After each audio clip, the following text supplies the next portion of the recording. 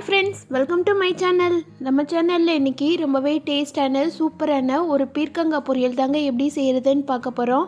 இந்த மாதிரி பொரியல் செய்திங்கன்னா குழம்பே தேவைப்படாதுங்க. இதை சாதத்தில் போட்டு பரட்டி சாப்பிட்டலாம். அந்த அளவுக்கு ரொம்பவே டேஸ்ட்டாக இருக்கும். அது மட்டும் இல்லைங்க, இந்த பொரியல் செய்கிறதுக்கு ஒரு 5லேருந்து 7 நிமிஷம் தாங்க ஆகும். சட்டுன்னு செய்திடலாம். வாங்க இந்த டேஸ்டான பொரியலை எப்படி செய்கிறதுன்னு பார்க்கலாம். இது செய்கிறதுக்கு நான் இன்றைக்கி ஒரு 400 கிராம் அளவு பீர்க்கங்காய் வாங்கியிருக்கிறேன். இந்த 400 கிராம் அளவு பீர்க்கங்காய் 4 பேர் ஒரு நேரத்துக்கு தாராளமாக சாப்பிட்லாம், அவ்வளோதான் வரும்.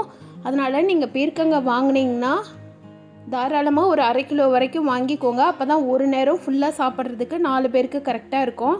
இதை பீல் ஆஃப் பண்ணி எடுத்துக்கலாம். பீல் ஆஃப் பண்ணிவிட்டு ஒரு முறை தண்ணியில் நல்லா கழுவிடுங்க. கழுவிட்டு இதை நறுக்கும் போது பார்த்திங்கன்னா இந்த சதை பகுதியை லைட்டாக கிள்ளி பாருங்கள். இது நல்லா சாஃப்டாக இருக்கணும். அந்த மாதிரி இருந்ததுன்னா சீடெல்லாம் ரிமூவ் பண்ண தேவையில்லை. கொஞ்சம் காய் முத்தலாக இருந்ததுன்னா சீடெல்லாம் ரிமூவ் பண்ணிடணும். இப்போ நான் வாங்கியிருக்கிற காய் பார்த்திங்கன்னா நல்லா பிஞ்சு காயாக தான் இருக்குது. அதனால் நான் விதையெல்லாம் ரிமூவ் பண்ணாமல் அப்படியே கட் பண்ணிவிட்டு சேர்த்துட்றேன். நீங்கள் கிள்ளி பார்க்கும்போது தெரியும், இந்த மாதிரி நல்லா சாஃப்டாக அமைஞ்சு வரணும். இந்த மாதிரி அமைங்கி வந்துச்சுன்னா காயை நறுக்க ஆரம்பிச்சிடலாம். இல்லைன்னா உள்ளே இருக்கிற விதையெல்லாம் ரிமூவ் பண்ணிவிட்டு நறுக்குங்க. விதையோடு போட்டிங்கன்னா டேஸ்ட்டு நல்லா இருக்காது, ஒரு மாதிரி கசப்புத்தன்மை இருக்கும். இதெல்லாத்தையும் கொஞ்சம் பெரிய சைஸாகவே நறுக்கிக்கோங்க. நார்மலாக நம்ம பொரியலுக்கு நறுக்கிற மாதிரி குட்டி குட்டியாக நறுக்க வேண்டாம். கொஞ்சம் பெருசாக நறுக்குனிங்கன்னா தான் பீர்க்கங்காய் கொஞ்சம் குலையாமல் இருக்கும். பாருங்கள், இந்த மாதிரி சைஸில் நறுக்கி ரெடி பண்ணி வச்சுக்கலாம். இப்போ கடாயில் எண்ணெய் ஊற்றி சூடு பண்ணிக்கலாம். எண்ணெய் சூடானோடனே 1 ஸ்பூன் அளவு கடுகுளுந்தம் பருப்பு, 1.5 ஸ்பூன் அளவு சீரகம், ஒரு கொத்து கருவேப்பிலை போட்டு பொரிய விட்டுட்டு பெரிய வெங்காயம் 1 முழு வெங்காயம் பொடி பொடியாக அரிஞ்சு வச்சுருக்கிறேன், அதை சேர்த்துட்டு வதக்கிடலாம். வெங்காயம் லைட்டாக கண்ணாடி பதம் வர்ற வரைக்கும் வதக்கிக்கோங்க. வெங்காயம் வதங்கி வந்தோடனே நம்ம நறுக்கி வச்சுருக்கிற பீர்க்கங்காய் எல்லாத்தையும் சேர்த்துக்கலாம். இது கூட 1 ஸ்பூன் அளவு மஞ்சத்தூளும் காய்க்கு தேவையான அளவு உப்பும் சேர்த்துக்கோங்க. சேர்த்துட்டு அந்த எண்ணெயிலேயே ஒரு முறை லைட்டாக வதக்கி விட்டுருங்க. ஒரு நிமிஷத்துக்கு நல்லா வதக்கி விடுங்க. இந்த மாதிரி வதக்கிட்டு செய்யும்போது பொரியல் டேஸ்ட்டு ரொம்பவே அருமையாக இருக்குங்க.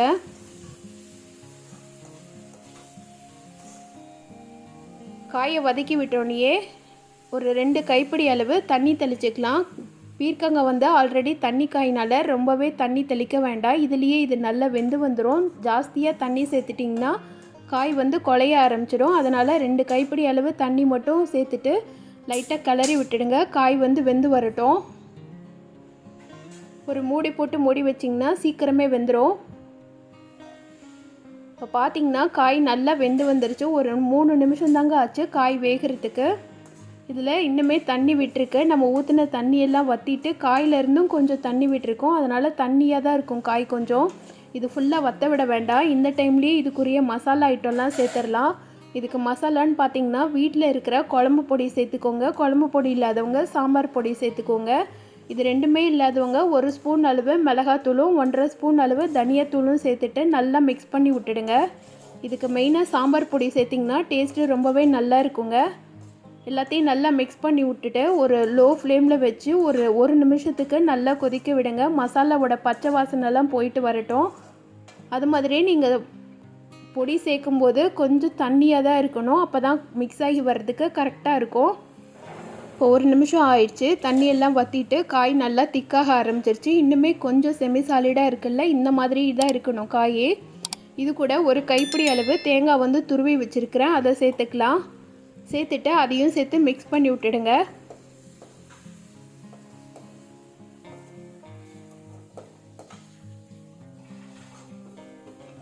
தேங்காய் சேர்த்துட்டு நல்லா கலந்து விட்டதுக்கப்புறமா கடாயிலேயே லோ ஃப்ளேமில் ஒரு நிமிஷத்துக்கு மூடி போட்டு மூடி வச்சுருங்க.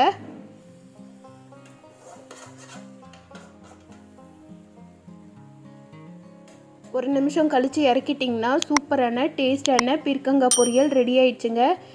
இது சாதத்துக்கு மட்டும் கூட இல்லைங்க, சப்பாத்தி கூட வச்சு சாப்பிட்றதுக்குமே ரொம்பவே அருமையாக இருக்குங்க. அது மட்டும் இல்லை, குழம்பு எதுவுமே வைக்காத அன்னைக்கு கூட இந்த மாதிரி பீர்க்கங்காய் பொரியல் வச்சு சாதத்தோடு சேர்த்து சாப்பிடும்போது ரொம்பவே அருமையாக இருக்குங்க. இந்த டேஸ்டான பீர்க்கங்காய் பொரியலை நான் சொன்ன மெத்தடில் நீங்களும் உங்கள் வீட்டில் செய்து பாருங்கள். செய்து பார்த்துட்டு எப்படி இருந்துச்சுன்னு சொல்லிவிட்டு கமெண்ட் பண்ணுங்கள்.